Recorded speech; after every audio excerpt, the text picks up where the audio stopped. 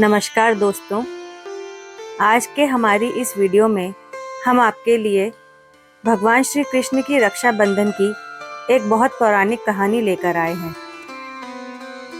महाभारत काल के समय की बात है।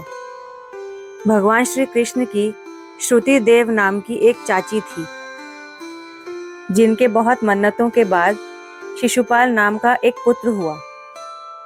लेकिन शिशुपाल जन्म से ही बहुत बीमार रहता था।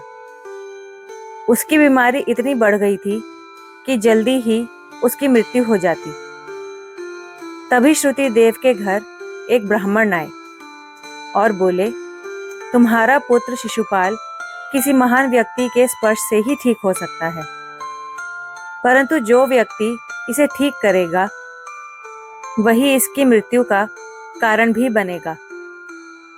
यह सुनकर श्रुति देवी घबरा गई।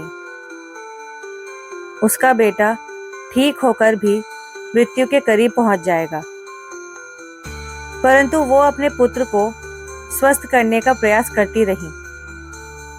एक दिन भगवान श्री कृष्ण श्रुति देवी के घर आए और उन्होंने शिशुपाल को अपनी गोद में उठा लिया, जिसके बाद शिशुपाल एकदम स्वस्थ हो गया।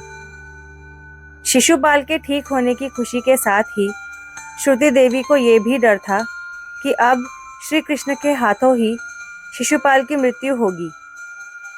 वो हाथ जोड़कर भगवान श्री कृष्ण से विनती करने लगी, हे केशव, हे माधव, शिशुपाल की सभी गलतियां माफ करने का आप मुझे वचन दें।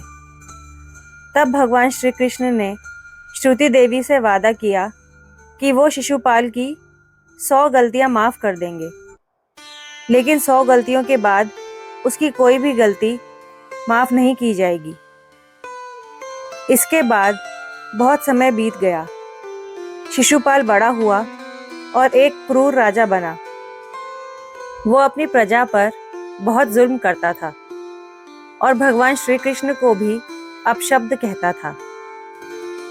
ना चाहते हुए भी भगवान श्री कृष्ण उसकी सभी गलतियां माफ कर देते, परंतु अब शिशुपाल अपनी 100वीं गलती कर चुका था। एक दिन एक भरी सभा में, जहां भगवान श्री कृष्ण भी मौजूद थे, शिशुपाल सबको अपना अहंकार दिखाने लगा। यहाँ तक कि उसने भगवान श्री कृष्ण को निचला जानकर लोगों पर जुल्म करने को उत्तम बताया। एक राजा के मुंह से ऐसी बात सुनकर भगवान श्री कृष्ण क्रोधित हो गए और उन्होंने सुदर्शन चक्र को आज्ञा दी। सुदर्शन चक्र ने शिशुपाल का वध कर दिया।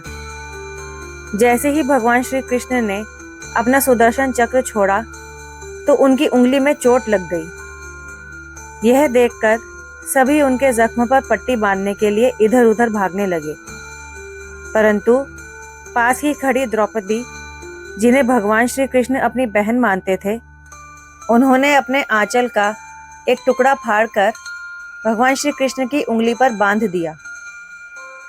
तब भगवान श्री कृष्ण ने इसे बहन का भाई के प्रति स्नेह जानकर उनसे वादा किया कि वो अपनी बहन के द्वारा बांधे गए इस रेशम के कपड़े के बदले अपनी बहन द्रौपदी की सारी उम्र रक्षा करेंगे। जब जब द्रौपदी किसी भी संकट में फंसेगी, तब तब भगवान श्री कृष्ण भाई का फर्ज निभाकर उसकी रक्षा करने अवश्य आएंगे। इस दिन से रक्षाबंधन का यह त्योहार भाई बहन के रिश्ते का प्रतीक माना जाने लगा। तो दोस्तों, यह थी रक्षाबंधन मनाए जाने के पीछे की कहानी। आशा करती हूँ आपको पसंद आई होगी। आप सभी को और आपके परिवार को रक्षाबंधन की हार्दिक शुभकामनाएं। धन्यवाद। जय श्री कृष्ण।